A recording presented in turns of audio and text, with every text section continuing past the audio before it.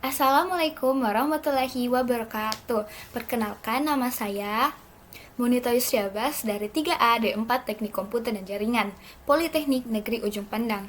Pada kesempatan kali ini, saya akan menjelaskan mengenai hypervisor, Linux container, dan KVM. Nah, pertama-tama hypervisor. Apa sih hypervisor itu? Jadi, hypervisor sendiri merupakan sebuah teknik virtualisasi yang memungkinkan beberapa operating system untuk berjalan bersamaan pada sebuah host. Hypervisor sendiri berfungsi sebagai Virtual Machine Manager atau VMM, yaitu bagian yang melakukan abstraksi dari perangkat keras fisik menjadi perangkat keras virtual, dalam rangka mendistribusikan beban kerja dari semua mesin virtual ke masing-masing perangkat keras secara proporsional. Hypervisor sendiri terbagi menjadi dua tipe, yaitu tipe pertama, Hypervisor Type 1, atau yang disebut juga dengan bare metal arsitektur, di mana hypervisor tipe ini berjalan langsung di atas perangkat keras server. Artinya, tidak diperlukan sistem operasi lain untuk menjalankan hypervisor tipe 1 ini. Dengan demikian, hypervisor memiliki akses langsung ke hardware tanpa harus melewati OS. Contoh hypervisor tipe 1 adalah VMware ESXi.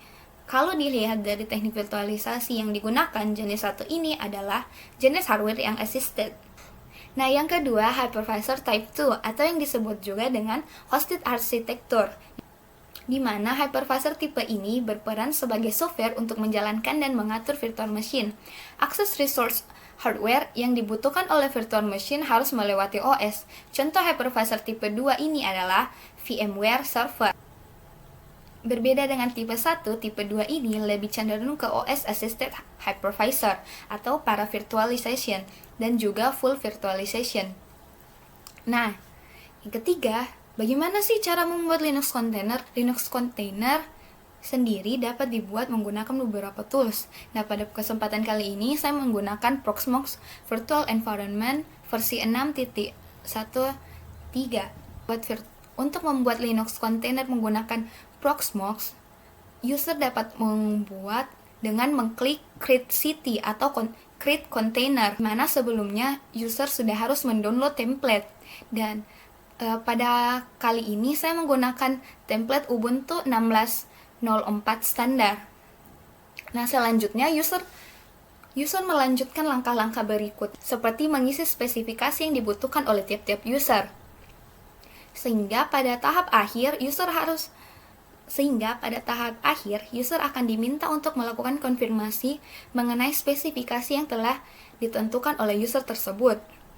Selanjutnya, user dapat mengklik finish agar dapat membuat Linux containernya sendiri. Nah, tahap berikutnya membuat KVM atau kernel virtual machine, di mana untuk membuat KVM, user juga dapat melakukannya di Proxmox. Nah, untuk melakukannya, user juga dapat mengklik tombol Create VM yang berada di sebelah Create City atau Create Container. Namun sebelumnya, user diharapkan agar mengupload file ISO terlebih dahulu. Nah, kali ini saya menggunakan Ubuntu 16.04 server AMD 64 ISO. Nah, di tahap selanjutnya, user dapat mengklik tombol Create VM, lalu dapat mengisi spesifikasi-spesifikasi tertentu sesuai yang user tersebut inginkan. Dan di tahap terakhir akan terdapat menu konfirmasi, di mana user harus mengecek apakah spesifikasi-spesifikasi yang dipilih sebelumnya sudah benar. Dan jika sudah benar, user dapat mengklik tombol finish untuk membuat virtual machine-nya. Jadi, sekian dari saya. Wabillahi taufiq wal hidayah. Wassalamualaikum warahmatullahi wabarakatuh.